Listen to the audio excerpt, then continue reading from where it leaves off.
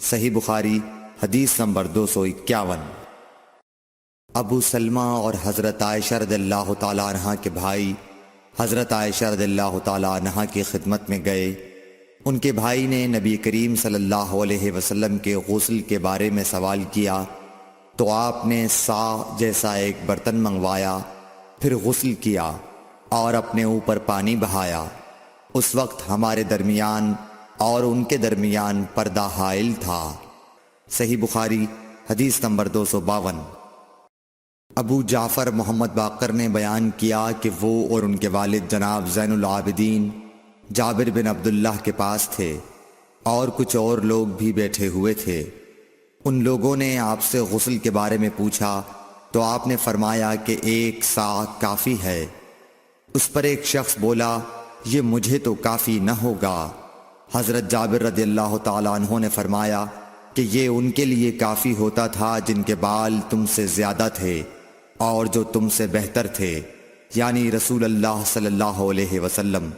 پھر حضرت جابر رضی اللہ تعالیٰ عنہ نے صرف ایک کپڑا پہن کر ہمیں نماز پڑھائی۔ صحیح بخاری حدیث نمبر 253۔ نبی کریم صلی اللہ علیہ وسلم اور حضرت میمونہ رضی اللہ تعالیٰ عنہا ایک برتن میں غسل کر لیتے تھے۔ صحیح بخاری حدیث نمبر 254۔ رسول اللہ صلی اللہ علیہ وسلم نے فرمایا، میں تو اپنے سر پر 3 مرتبہ پانی بہاتا ہوں، اور آپ صلی اللہ علیہ وسلم نے اپنے دونوں ہاتھوں سے اشارہ کیا۔ صحیح بخاری حدیث نمبر 255۔ جابر بن عبداللہ رضی اللہ تعالی عنہ نے فرمایا کہ نبی اکرم صلی اللہ علیہ وسلم اپنے سر پر 3 مرتبہ پانی بہاتے تھے۔ صحیح بخاری حدیث نمبر 256۔ جابر بن عبداللہ نے بیان کیا کہ میرے پاس تمہارے چچا کے بیٹے، ان کے مراد حسن بن محمد ابن حنفیہ سے تھی، آئے۔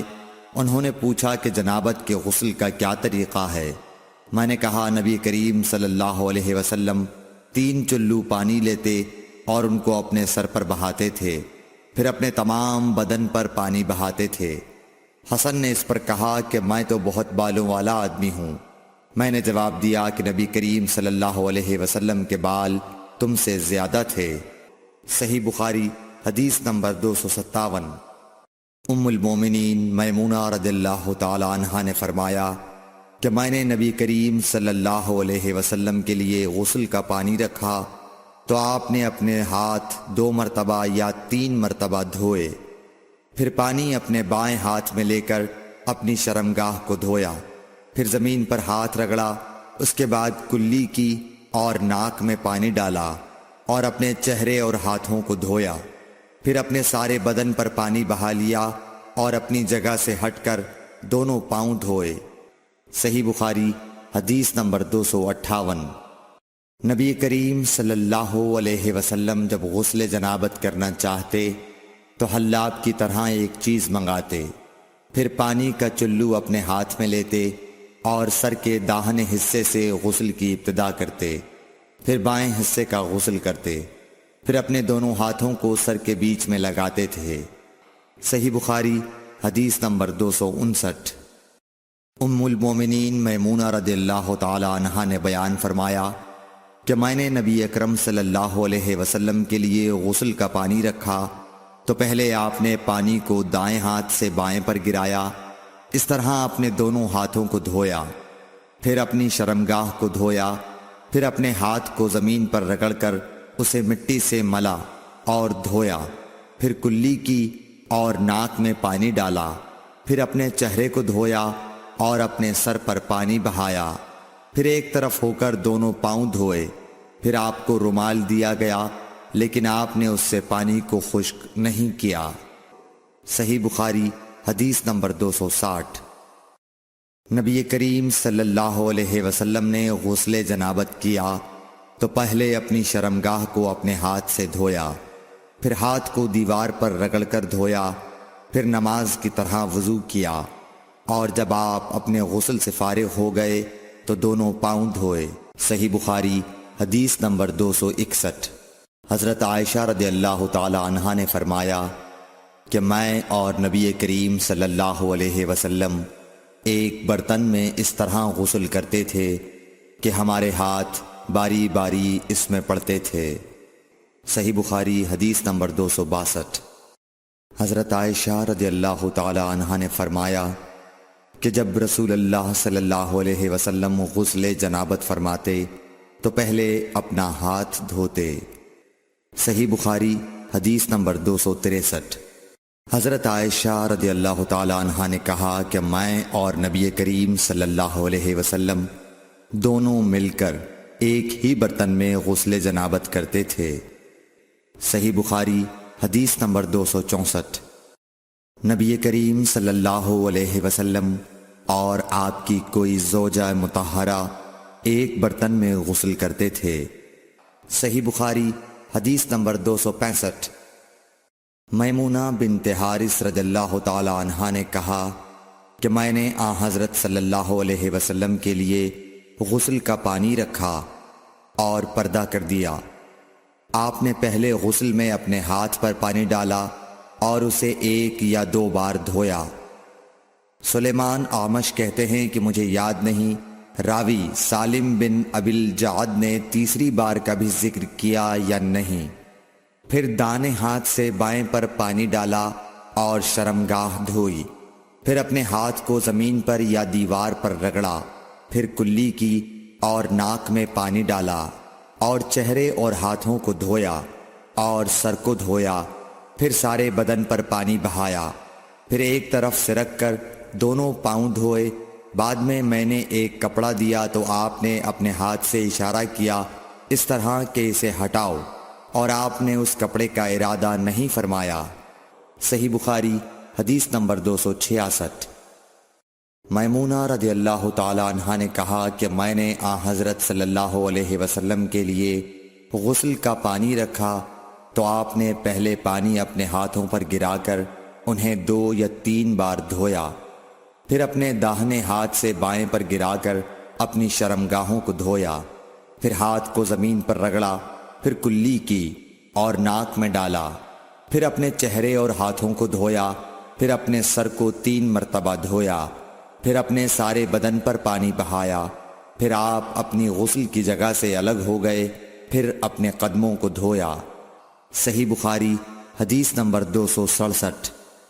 حضرت عائشہ رضی اللہ تعالی عنہا نے فرمایا اللہ ابو عبد الرحمن پر رحم فرمائے، میں نے تو رسول اللہ صلی اللہ علیہ وسلم کو خوشبو لگائی، پھر آپ اپنی تمام ازواج مطہرات کے پاس تشریف لے گئے اور صبح کو احرام اس حالت میں باندھا کہ خوشبو سے بدن مہک رہا تھا۔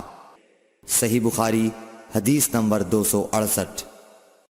نبی کریم صلی اللہ علیہ وسلم دن اور رات کے ایک ہی وقت میں اپنی تمام ازواج مطہرات کے پاس گئے، اور یہ 11 تھیں، 9 منکوحہ اور 2 لونڈیاں۔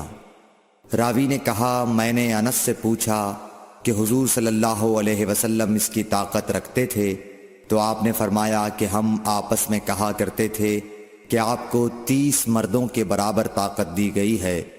صحیح بخاری حدیث نمبر 269۔ حضرت علی رضی اللہ تعالی عنہ نے فرمایا کہ مجھے مزید بکثرت آتی تھی، چونکہ میرے گھر میں نبی کریم صلی اللہ علیہ وسلم کی صاحبزادی حضرت فاطمہ الزہرا رضی اللہ تعالی عنہا تھیں، اس لیے میں نے ایک شخص مقداد بن اسود اپنے شاگرد سے کہا کہ وہ آپ صلی اللہ علیہ وسلم سے اس کے متعلق مسئلہ معلوم کریں۔ انہوں نے پوچھا تو آپ نے فرمایا کہ وضو کر اور شرمگاہ کو دھو، یہی کافی ہے۔ صحیح بخاری حدیث نمبر 270۔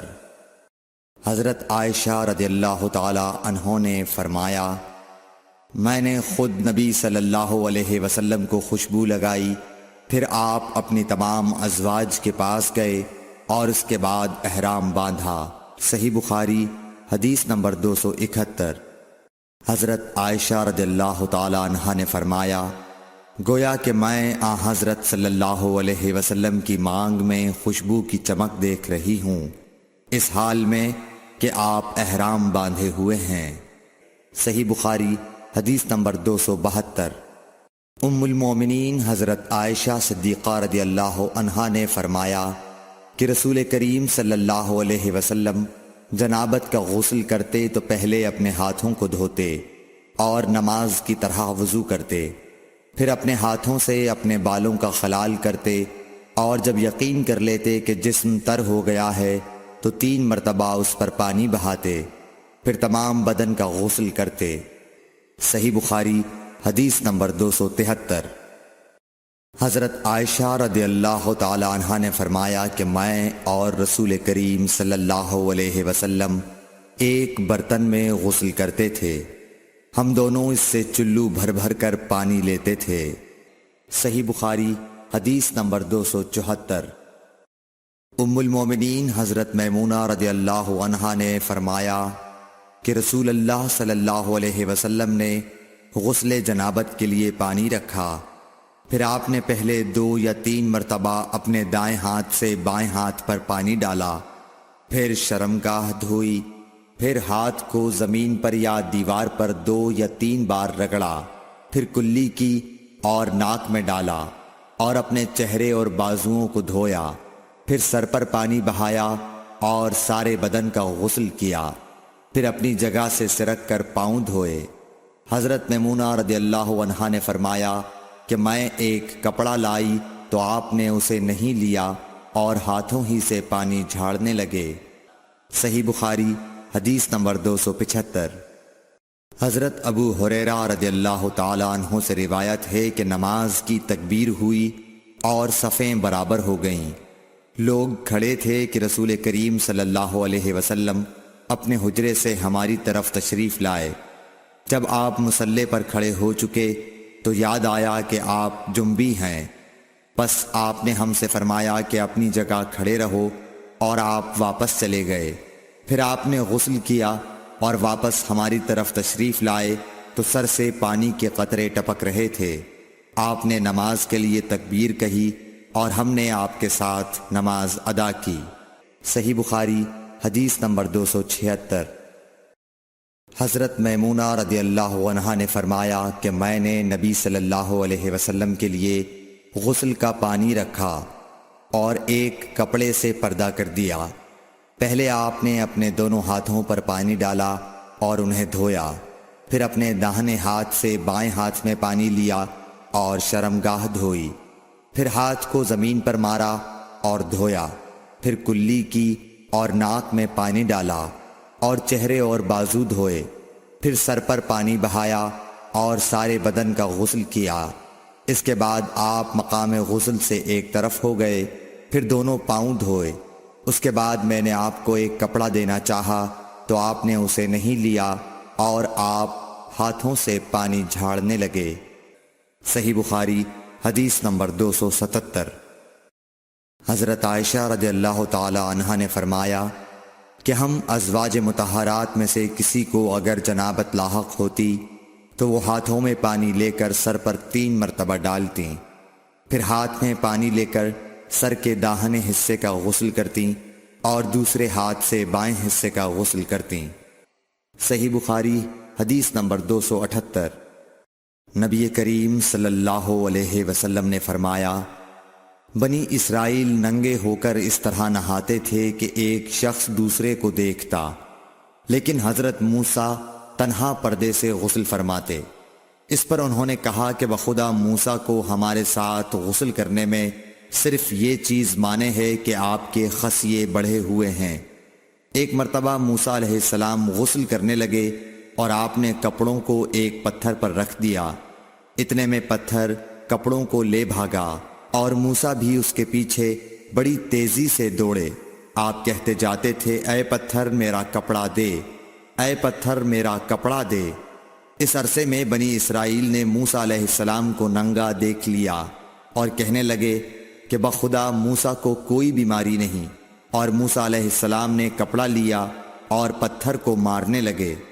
ابو ہریرہ رضی اللہ تعالی عنہ نے کہا کہ بخدا اس پتھر پر 6 یا 7 مار کے نشان باقی ہیں۔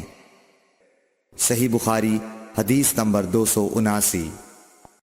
نبی کریم صلی اللہ علیہ وسلم نے فرمایا ایک بار ایوب علیہ السلام ننگے غسل فرما رہے تھے کہ سونے کی ٹڈیاں آپ پر گرنے لگیں۔ حضرت ایوب علیہ السلام انہیں اپنے کپڑے میں سمیٹنے لگے۔ اتنے میں ان کے رب نے انہیں پکارا کہ اے ایوب، کیا میں نے تمہیں اس چیز سے بے نیاز نہیں کر دیا جسے تم دیکھ رہے ہو؟ ایوب علیہ السلام نے جواب دیا، ہاں تیری بزرگی کی قسم، لیکن تیری برکت سے میرے لیے بے نیازی کیوں کر ممکن ہے۔ صحیح بخاری حدیث نمبر 280۔ ام ہانی بنت ابی طالب کو یہ کہتے سنا کہ میں فتح مکہ کے دن رسول اللہ صلی اللہ علیہ وسلم کی خدمت میں حاضر ہوئی تو میں نے دیکھا کہ آپ غسل فرما رہے ہیں اور فاطمہ رضی اللہ تعالی عنہ نے پردہ کر رکھا ہے۔ نبی اکرم صلی اللہ علیہ وسلم نے پوچھا، یہ کون ہیں؟ میں نے عرض کیا کہ میں ام ہانی ہوں۔ صحیح بخاری حدیث نمبر 281۔ حضرت میمونہ رضی اللہ تعالی عنہا نے کہا، جب نبی کریم صلی اللہ علیہ وسلم غسل جنابت فرما رہے تھے میں نے آپ کا پردہ کیا تھا تو آپ نے پہلے اپنے ہاتھ دھوئے، پھر داہنے ہاتھ سے بائیں پر پانی بہایا اور شرمگاہ دھوئی اور جو کچھ اس میں لگ گیا تھا اسے دھویا، پھر ہاتھ کو زمین یا دیوار پر رگڑ کر دھویا، پھر نماز کی طرح وضو کیا پاؤں کے علاوہ، پھر پانی اپنے سارے بدن پر بہایا اور اس جگہ سے ہٹ کر دونوں قدموں کو دھویا۔ صحیح بخاری حدیث نمبر 282۔ ام المومنین ام سلمہ رضی اللہ تعالی عنہ نے فرمایا کہ ام سلیم ابو طلحہ رضی اللہ عنہ کی عورت رسول اللہ صلی اللہ علیہ وسلم کی خدمت میں حاضر ہوئیں اور کہا کہ اللہ تعالی حق سے حیا نہیں کرتا، کیا عورت پر بھی جبکہ اسے احتلام ہو غسل واجب ہو جاتا ہے؟ تو رسول اللہ صلی اللہ علیہ وسلم نے فرمایا، ہاں اگر اپنی منی کا پانی دیکھے تو اسے بھی غسل کرنا ہوگا۔ صحیح بخاری حدیث نمبر 283۔ مدینے کے کسی راستے پر نبی کریم صلی اللہ علیہ وسلم سے ابو ہریرہ رضی اللہ تعالی عنہ کی ملاقات ہوئی۔ اس وقت ابو ہریرہ جنابت کی حالت میں تھے۔ ابو ہریرہ رضی اللہ تعالی عنہ نے کہا کہ میں پیچھے رہ کر لوٹ گیا اور غسل کر کے واپس آیا تو رسول اللہ صلی اللہ علیہ وسلم نے دریافت فرمایا کہ اے ابو ہریرہ کہاں چلے گئے تھے؟ انہوں نے جواب دیا کہ میں جنابت کی حالت میں تھا، اس لیے میں نے آپ کے ساتھ بغیر غسل کے بیٹھنا برا جانا۔ آپ صلی اللہ علیہ وسلم نے ارشاد فرمایا، سبحان اللہ، مومن ہرگز نجس نہیں ہو سکتا۔ صحیح بخاری حدیث نمبر 284۔ نبی صلی اللہ علیہ وسلم اپنی تمام ازواج کے پاس ایک ہی رات میں تشریف لے گئے۔ اس وقت آپ کے ازواج میں 9 بیویاں تھیں۔ صحیح بخاری حدیث نمبر 285۔ ابو ہریرہ رضی اللہ تعالی عنہ نے کہا کہ میری ملاقات رسول اللہ صلی اللہ علیہ وسلم سے ہوئی۔ اس وقت میں جنبی تھا، آپ نے میرا ہاتھ پکڑ لیا اور میں آپ کے ساتھ چلنے لگا۔ آخر آپ ایک جگہ بیٹھ گئے اور میں آہستہ سے اپنے گھر آیا اور غسل کر کے حاضر خدمت ہوا۔